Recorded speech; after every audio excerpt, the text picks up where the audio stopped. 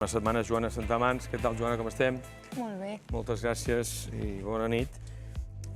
D'entrada, no sé com has viscut tu el Glòria, perquè dic, tan implicada com estàs en plantes i en animals, amb el bestiari, doncs dic... Home, doncs sap greu veure Catalunya desballestada, la veritat, i fa una mica de por. No saps si és el canvi climàtic o què ho fa, o és que ja tocava que passessin coses així, però... No sé, intento no alarmar-me.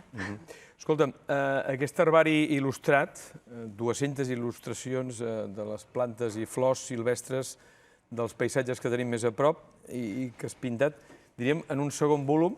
Primer ens has portat, a més, tu avui, per tant, que l'aigua, que també és vida, que no ens malbarati. Ens has portat el bestiari, no? Sí, el bestiari és el primer volum que vaig fer i volia incloure un capítol que hi haguessin les flors silvestres, però vam pensar que potser seria un gra massa, un llibre molt gruixut, i en seguida vam veure que seria un segon volum, i aquí el tenim. És el segon fill. Tu tens l'herbari, diríem, i jo tinc el bestiari. I tu tens les plantes i jo tinc els animals. Sí, els vam titular Vida precisament per això, perquè doni per llarg si és que ens ve de gust fer-ne més. Escolta'm, i d'on et va venir aquesta falera, aquesta curiositat per animals i plantes? A mi sempre m'ha inspirat molt la natura, suposo que tothom, o potser hi ha gent que encara no ho sap. Gaudí. També, clar. Gaudí va anar a buscar les formes de la natura per intentar-les després reproduir, no? Diuen que l'originalitat s'arriba buscant l'origen, i una mica és el que he fet jo també, no? Has anat a l'origen, no? He anat a l'origen. Has passat de la mallarenga a l'atzavara. Sí, no sé, és una manera per mi també d'aprendre aquestes coses.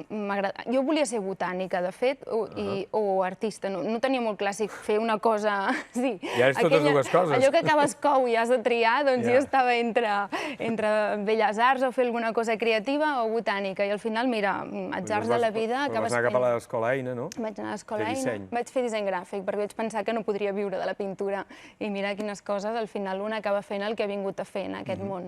Però del disseny ja vas passar a la pintura, però ja pintaves, diríem, abans. Jo mai he deixat de pintar, els nens sempre pinten, no? Jo diguéssim que no ho he deixat de fer mai. I la natura sempre ha estat present a tot el que he fet, el que he pintat, ja siguin llibres o pintures i obres de gran format, olis, que mira, ara el Boada em deia que m'havia vist justament a la primera exposició de Guinovart, que es va quedar amb els quadres, m'ha fet il·lusió. Has tingut la col·laboració, en aquest cas, d'en Quique Ballesteros pels textos, no? I mestratge botànic. Ell és investigador científic i responsable del grup d'investigació Benthic Ecosystem Functioning del Centre d'Estudis Avançats de Blanes, no? Sí, m'he buscat un crac. I ell ha fet tots aquests textos, per exemple, del ginebre. Si no existís aquesta planta, no veuríem gin tònics. Un gran què, per avui que som divendres i que potser és dia de gin tònic. Jo feia arbres de Nadal de petita amb el ginebró. Ah, sí? Sí, en comptes de comprar el típic avet, buscàvem ginebrons i fèiem un arbre de Nadal català. Escolta, però, diguem, tu t'has criat a peus de Montserrat, no? Sí. Esparreguera. Sí. Els meus pares són de Barcelona, però vam anar a viure allà. I ho agraeixo, perquè sempre un context natural ajuda, crec, als nens.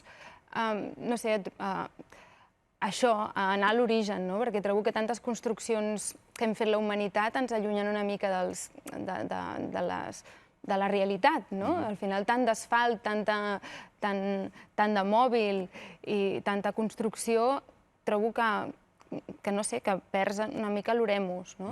Jo tinc la necessitat de caminar per la natura, cada cap de setmana ara estem... De tocar els arbres. De tocar, abraçar els arbres. Ho expliques en el pròleg.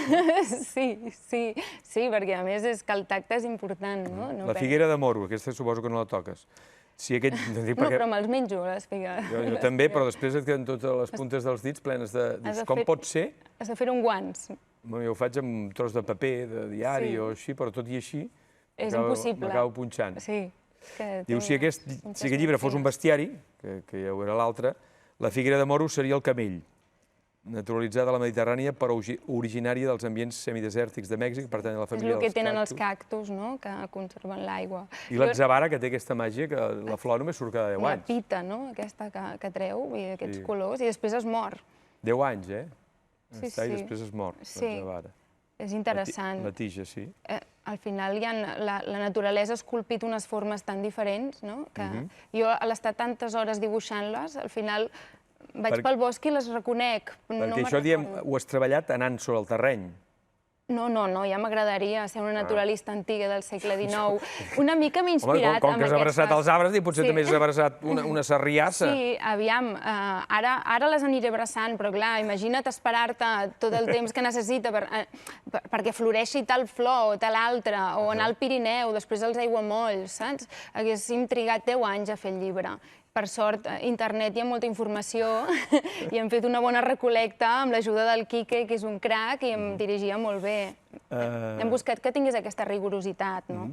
A la història de l'art hi ha molts pintors que l'han anat a buscar, la natura, no? Sí, abans era... Aviam, per les dones era l'única temàtica, perquè com que no podien entrar a fer estudis de Belles Arts, que és on s'estudiava les proporcions humanes, és curiós perquè al final he anat a parar una mica el que venien fent les antigues dones, no? Pintant la naturalesa, bodegons... A mi m'inspira molt els pintors clàssics, mestres europeus, que pinten amb tant detall, no? Els de Flandes i tal, que sé, Vermeer, Rembrandt... Veus aquell detall, els bodegons, la naturalesa... A mi m'agrada molt això i també és una manera d'agafar aquesta tècnica antiga que trobo que s'està perdent molt ara amb les noves tecnologies, tot es fa amb ordinador, i això també vol el seu temps, i llavors et convida a estar pausat, no? Pensa que per fer només la realització d'aquestes pintures del llibre... Aquestes que tinc ara aquí, que són precioses. 7 mesos tancada, com en un monestir. 7 mesos per fer totes aquestes... Només la realització de la pintura, clar, la recerca més d'un any, no?, del contingut. I realment, expliques tu en el llibre, en el pròleg, on fas l'exposició de motius, que el llibre no té voluntat científica, que no és un manual de botànica. No té aquesta vocació perquè jo no soc científica. Jo m'he apropat a la naturalesa com a pintora. A mi m'inspira com a pintora m'inspira la naturalesa. Té uns colors i unes formes que trobo que ja no has d'inventar res, allò que deia Gaudí, vas a l'origen. Jo observo, practico l'art d'observar i pintar. Aquí et veiem en el teu taller. Quina tècnica has fet servir aquesta vegada? Aquesta vegada he utilitzat també l'oli, a part de l'aquarel·la. Així com el primer volum era completament aquarel·la, aquí, com que volia treballar la il·luminació i la perspectiva també, em va donar molt de joc fer el fons negre, trobo que queda més elegant després un cop muntat en el llibre, i això, i em convidava a fer l'oli, perquè l'aquarel·la no cobreix, no? I a mi m'agrada molt l'oli. També demana més temps. I necessitat temps per assecar-se, també. Exacte, llavors vaig anar... Anar penjant... Ja ho dius bé, ja vaig anar penjant totes les parets de l'estudi, van quedar cobertes amb xinxetes i agulles de totes les làmines, de 50 en 50 m'hi cabien. Sí, fins a les 200. Clar, després les anava posant a la carpeta un cop s'havien assecat. I em sentia com en un gabinet d'aquests de naturalistes del segle XIX, i la veritat és que era bonic perquè veia tot el conjunt, i això m'ajudava a equilibrar una mica l'obra. Sense plantes no existiríem? Doncs sí, perquè l'oxigen, què?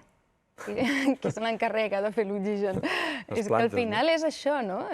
Clar, vivim aquí rodejats d'edificis i asfalts i sembla que siguem els reis del mambo. Però és que, aviam, per exemple, la primera pàgina, la cua de cavall, té aquesta planteta... Aquí t'has anat als dinosaures. Clar, té 400 milions d'anys, perdona, és que em perdo amb aquestes xifres. 400 milions d'anys. La cua de cavall gran. Difícil d'imaginar, no, això?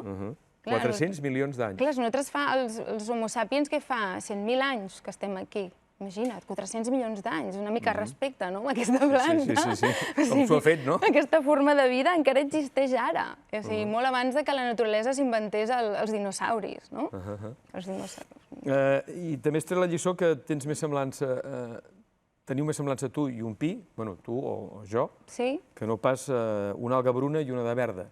Sí, és curiós això, no? Perquè tu veus dos alguetes, una d'un color més marronós i l'altra... Cosines germanes. I dius, bueno, una és verda, l'altra marró, doncs no. Es veu que tenen un origen absolutament diferent i són alienígenes una de l'altra. En canvi, nosaltres provenim de la branca aquesta verda que va sortir fora i es va convertir en totes les plantes que coneixem, no? Fora terrestres. Fora de l'aigua. Fora de l'aigua, fora de l'aigua. Sí, és que n'hi ha algunes que han tornat, com la Poseidònia. Aquesta no Tornat surt a al l'aigua. llibre. Sí, era terrestre i després va tornar a l'aigua, a la pillina. Més fresca. Sí. Escolta'm, i t'ha canviat la manera de mirar el món a través d'aquests, no sé si d'aquests 2 llibres? Aviam, el que em passa ara és que camino pel bosc i em sonen moltes plantes, no? I em va passar també amb la saupa, per exemple. Estàvem fent una paella al Port Pelegrí d'allà, de Calella, i amb uns amics, allò que fas una capbussada, allà sempre hi ha moltes saupes, però jo no sabia que eren saupes, i ens vam mirar cara a cara i vaig dir, tu ets una saupa. I ella què va dir? Ella va continuar menjant algues, perquè és com una vaca marina, és vegetariana aquesta. Però brillava allà amb els seus colors que havia intentat captar i em vaig sentir contenta de conèixer-la. Escolta, potser el llibre no és un llibre científic, però en canvi fas la divisió entre falgueres, flors, arbustos, lianes i arbres, no? Sí. I fins i tot les herbes les divideixes en dicotiledònies i monocotiledònies. Mira, com que el gruix principal al final eren les flors silvestres, perquè quedés equilibrat el vam dividir en 2 capítols i vam pensar, fem una divisió que ja que existeix en el món de la botànica, doncs vam posar aquests noms. I has trobat, amb tanta experimentació, el llenguatge de les flors? Hi ha un llenguatge? El llenguatge de les flors, que es comunica amb els insectes i... Clar, perquè les abelles, no? Sí, que t'enamoren amb els olors i els colors. No ho sé, encara l'estic aprenent. És una temàtica eterna, crec. Diríem que el llibre no has anat a buscar flors exòtiques, sinó les que tenim més a prop, no? Exactament, sí. És que crec que la bellesa està aquí. A vegades anem al viatge a l'altra punta del món per desconnectar, per trobar allò que aquí no tenim i simplement mires la floreta que estàs trepitjant cada vegada que surts de casa i és meravellosa si la mires en lupa. De fet, comences el llibre amb una cita de Per Pettersson, escriptor noruec, que acaba aquesta cita, tenia una lluminositat estranya i era d'una bellesa cristal·lina. És això el que busques captar, aquesta bellesa? El que volia era una mica amb aquesta frase, era dir, doncs, tanca els ulls i deixa't sorprendre amb les coses més normals. Que és el que acaba passant. Perquè vivíem en una era en què tothom porta sobre un telèfon mòbil, que rebem imatges ja no només al cinema, no només als museus. La multiplicació de la imatge, la fabricació d'imatges és constant.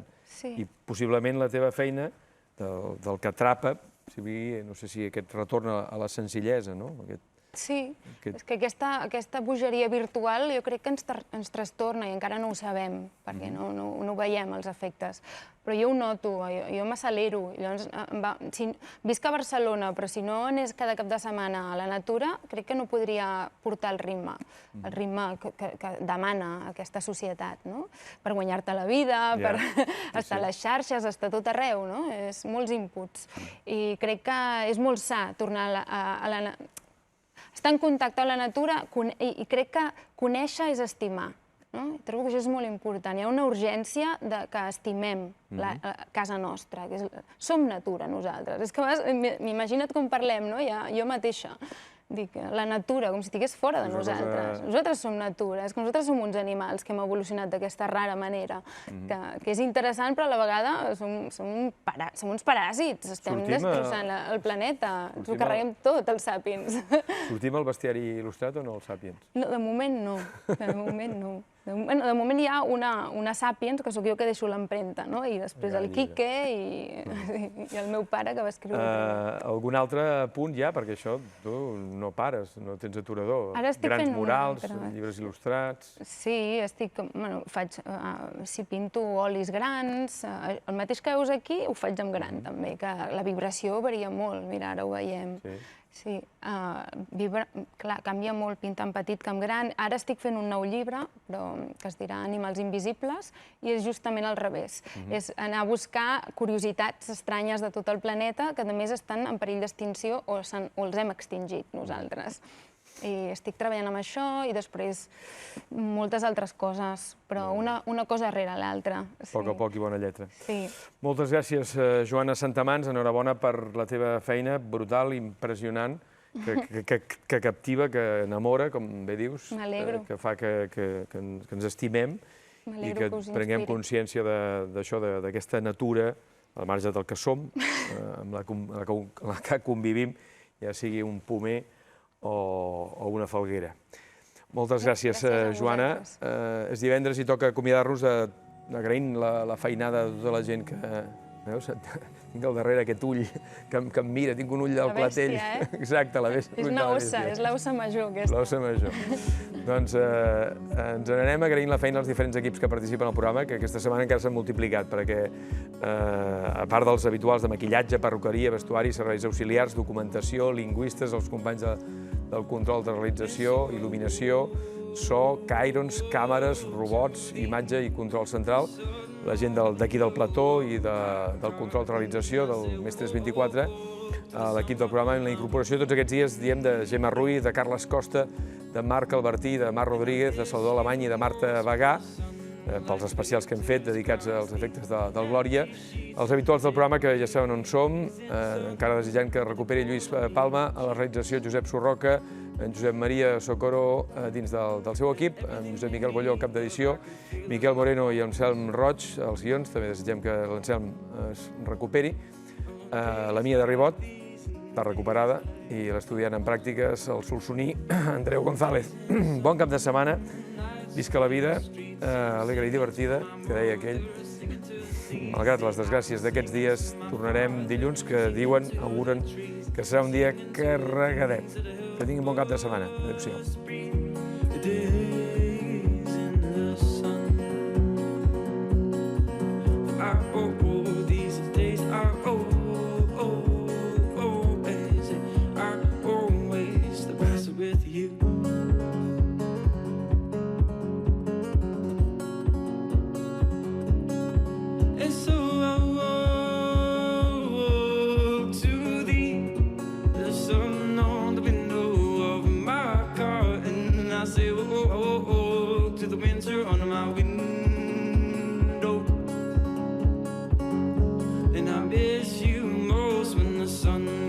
Filters across the